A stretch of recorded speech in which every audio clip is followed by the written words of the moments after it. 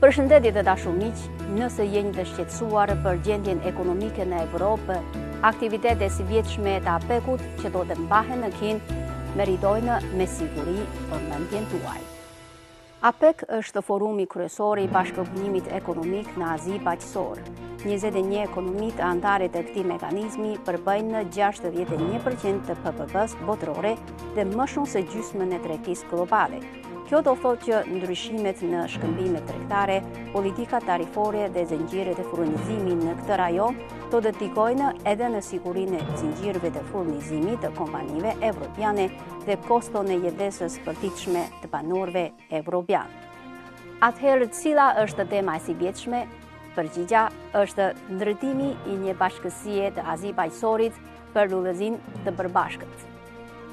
Nëse ndiqni nga afër çështjet ndërkombëtare, shprehja ndërtimi i një bashkësie të Azi Baqësorit mund ju tingëllojë si e dëgjuar. Po, ajo është në përputhje me ndërtimin e një bashkësie me të ardhmet të përbashkët të njerëzimit, një koncept i paraqitur nga Kina si objektivi i diplomacisë së saj në vitet e fundit. Por nëse ky koncept ju duket abstrakt, mund ta cilësojmë ndërtimin e një bashkësie të Azi Baqësorit si një versioni rajonal të tij.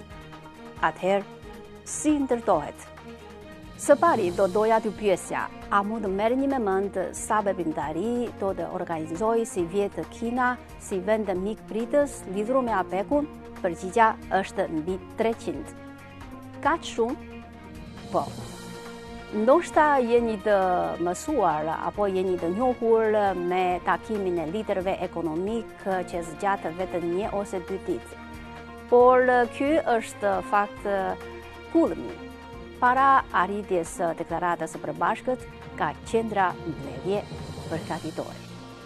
Meqense APEC është një mekanizëm bashkëpunimi, nuk ka një institucion mbikombëtar si selia e BE-s për vendimarrje. Prandaj, çdo pikë e programit duhet të nënshtrohet të konsultimeve shumëpallëshe për të arritur konsensus.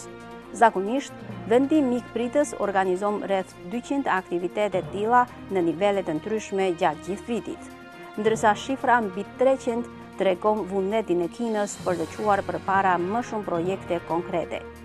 Gjithashtu, ajo pasqyron parimin e parazisë midis të gjitha shteteve, pavarësisht nga madhësia apo forca që mbështetet në konceptin e ndërtimit të një bashkësie me të ardhmet të përbashkët të njerëzimit. Së tyti, gama e temave të përfshira është jashtëzakonisht e gjerë. Nga liberalizimi e lehtësimi i tregtisë dhe investimeve ndërkufitare, inteligjenca artificiale, ekonomia digjitale dhe teknologjia gjerbër, deri te siguria ushqimore, mbrojtja detare, pllakja e popullsisë, ndërmarrjet e vogla dhe të mesme dhe çështjet e grave e të rinjve, duke marrë parasysh aspektet e shumëllojshme të zhvillimit rajonal. Kjo pikpamje holistike është në përputhje me qëllimin afatgjatë të ndërtimit të një bashkësie me të ardhmet të përbashkët të njerëzimit që përqendrohet në zhvillimin e qëndrueshëm të qytetërimit njerëzor. Së treti, hapja, inovacioni dhe bashkëpunimi janë 3 fushat me përparësi në këtë drejtim. Koncepti i ndërtimit të një bashkësie me të ardhmet të përbashkët të njerëzimit që merr parasysh interesat e lidhshëm të vendeve të tjera gjatë kohës që synon arritjen e përfitimeve për veten dhe promovon zhvillimin e përbashkët të gjithë pjesëmarrësve, është kuptimi i thelbësor që qëndron prapa hapjes dhe bashkëpunimit. Me një fjalë, ndërtimi i një bashkësie me të ardhmet të përbashkët të njerëzimit e tejkallon politikën e forcës dhe ligjin e xhungullës në marrëdhëniet ndërkombëtare, duke mbështetur idenë që të gjitha vendet, si anëtare të barabarta të bashkësisë ndërkombëtare, të marrin pjesë në çështje globale dhe të ndajnë frytet e zhvillimit.